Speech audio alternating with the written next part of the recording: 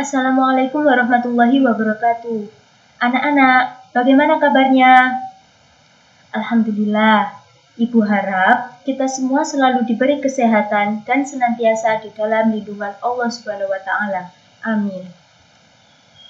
Di kondisi seperti saat ini, yakni pandemi COVID-19, kita harus selalu menjaga protokol kesehatan ya, yakni dengan cara menerapkan 3M, mencuci tangan, menjaga jarak, dan memakai masker. Pada kesempatan kali ini, Ibu akan menjelaskan sejarah kebudayaan Islam kelas 9, bab 5, yakni tentang Wali Songo dalam dakwah Islam di Indonesia. Tapi sebelum memulai pelajaran, mari kita awali dengan membaca doa.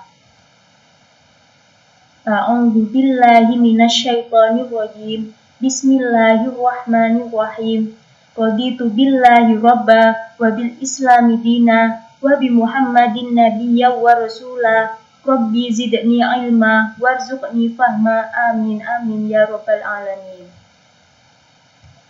Sambil menyimak video penjelasan dari Ibu, silahkan bisa dibuka buku paketnya halaman 87. Pada pembahasan pertama, kita akan membahas biografi Wali Songo. Yang pertama yakni Sunan Gresik. Beliau dikenal dengan panggilan Maulana Malik Ibrahim. Sunan Gresik dianggap sebagai ulama atau yang menyebarkan Islam pertama di Pulau Jawa, sehingga beliau dianggap sebagai wali senior di antara para wali lainnya. Maulana Malik Ibrahim meninggal pada tanggal 12 Rabiul Awal tahun 882 Hijriah atau 8 April 141. Jenazah beliau dimakamkan di Gapura Wetan, Gresik. Yang kedua Sunan Ampel. Sunan Ampel bernama asli Raden Rahmat, keturunan ke-22 dari Nabi Muhammad SAW. Beliau adalah putra Ibrahim Zainuddin Al-Akbar dan Dewi Condrowulan, putri Raja Campai terakhir dari dinasti Ming. Sunan Ampel dilahirkan di Aceh pada tahun 1401 Masehi.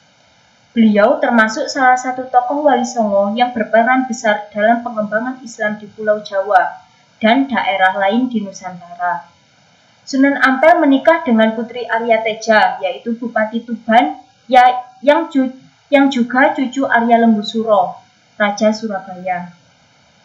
Sunan Ampel wafat di Surabaya pada tahun 1481 dan dimakamkan di Ampel. Selanjutnya Sunan Bonang. Sunan Bonang adalah putra Sunan Ampel dari pernikahannya dengan Nyai Ageng Manila Putri Arya Teja atau Bupati Tuban. Beliau lahir di Surabaya pada tahun 1465 dan wafat tahun 1525. Makam Sunan Bonang berada di Tuban. Beliau dikenal juga dengan nama Raden Maulana Magdum Ibrahim dan masih termasuk saudara sepupu dari Sunan Kalijogo.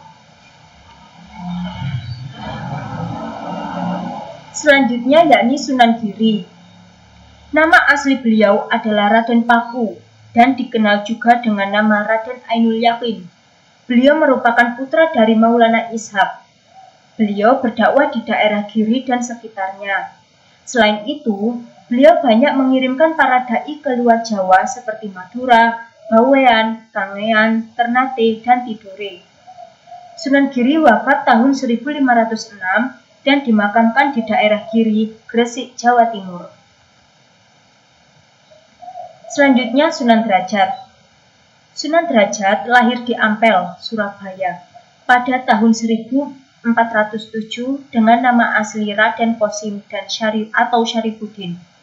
Sunan Derajat merupakan adik dari Sunan Bonang, putra dari Sunan Ampel. Sunan Derajat dikenal sebagai tokoh yang mengedepankan dakwah Islam melalui pendidikan budi pekerti bagi masyarakat.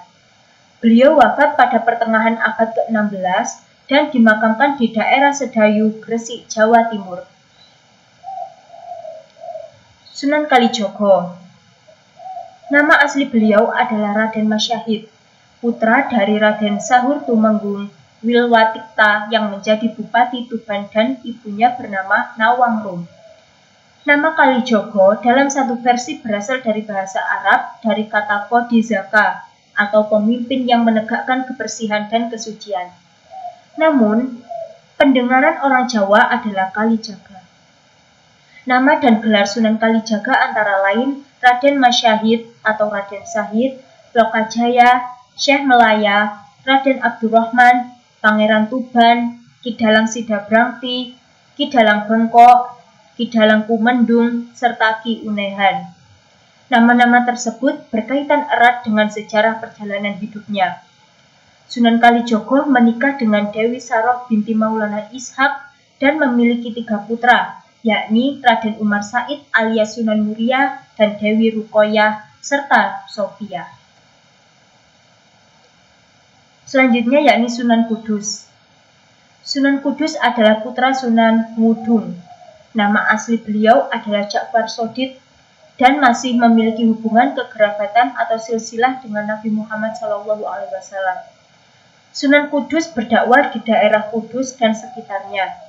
Beliau termasuk ulama yang menguasai banyak disiplin ilmu, seperti fiqh, usul fiqh, tauhid, serta hadis, tafsir, dan logika. Oleh karena itu, beliau mendapat gelar Waliul Ilmi, atau orang yang kuat ilmunya. Selanjutnya Sunan Muria. Nama asli beliau adalah Raden Umar Said. Beliau merupakan putra dari Sunan Kalijaga, sekaligus menjadi tokoh wali termuda di antara 9 wali.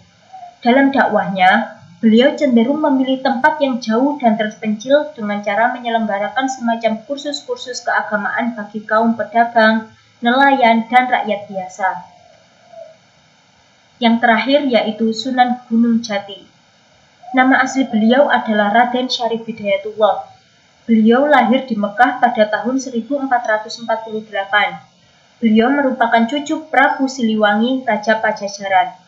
Area dakwah beliau meliputi daerah Cirebon, Majalengka, Kuningan, Kawali, Sunda Kelapa, serta Banten.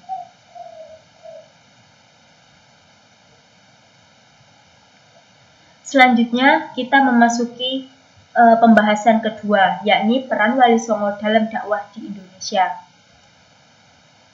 Yang pertama yakni di bidang pendidikan dan pengembangan keilmuan. Syekh Maulana Malik Ibrahim atau Sunan Gresik mendirikan pesantren di Desa Gapuro, Gresik, guna mendidik kader-kader pemimpin muslim yang handal.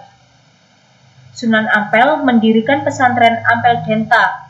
Di antara murid-muridnya adalah Raden Paku, Raden Fatah, Raden Makdum Ibrahim, Syarifuddin, serta Maulana Ishak. Jejak dakwah Sunan Ampel bukan hanya di Surabaya, tetapi juga meluas sampai ke daerah Sukadana, Kalimantan. Sunan Bonang terkenal sebagai tokoh yang piawai dalam berdakwah dan menguasai berbagai disiplin ilmu, mulai dari fiqh, usuluddin, tasawuf, seni, sastra, arsitektur, dan berbagai ilmu kesaktian. Dakwah awal Sunan Bonang dilakukan di Kediri, yang menjadi pusat ajaran Bhairawa Tantra dengan mendirikan masjid di daerah Singkang. Yang kedua, di bidang seni budaya. Sunan Bonang dianggap sebagai pencipta gending pertama. Beliau berdakwah di daerah Tuban dengan menggunakan media wayang dan gamelan, sesuai dengan kegemaran orang Jawa. Sunan Giri adalah pencipta permainan anak bernuansa religius seperti jelungan, gending jorgulo, cublak-cublak suweng, serta lir-ilir. Sunan Derajat adalah pencipta tembang Jawa, yaitu pangkur. Sementara Sunan Kudus adalah pencipta gending mas kumambang dan mijil. Kemudian Sunan Muria. Sunan Muria sangat piawai menciptakan berbagai tembang cilik jenis sinong dan kinanti yang berisi nasihat dan ajaran ketuhanan. Beliau juga pandai menjadi dalang sebagaimana ayahnya, yakni Sunan Kalijogo. Sunan Kalijogo dianggap sangat berjasa dalam mengembangkan seni wayang purwa atau wayang kulit, serta gamelan yang dimanfaatkan sebagai media dakwah Islam. Di samping itu, beliau juga mengembangkan seni suara, ukir, busana, pahat, dan kesusastraan. Peran Wali Songo dalam dakwah di Indonesia di bidang sosial kemasyarakatan. Raden Rahmat atau Sunan Ampel membentuk jaringan kekerabatan melalui perkawinan para penyebar Islam dengan putri penguasa bawahan Majapahit. Dengan cara tersebut, ikatan kekerabatan di antara umat Islam semakin kuat, termasuk beliau sendiri yang menikahi Putri Arya Teja, Bupati Tuban. Beliau juga membuat peraturan yang memuat nilai ajaran Islam untuk masyarakat, contohnya Molimo atau 5 larangan, yaitu moh madon, moh ngombe, moh madat, moh main, moh mali. Adapun kelima larangan yang dimaksud meliputi dilarang berzina, minum minuman keras, menghisap candu, berjudi, serta mencuri. Sunan Derajat adalah sosok yang mempunyai kepedulian tinggi terhadap masyarakat golongan ekonomi lemah, yaitu fakir dan miskin.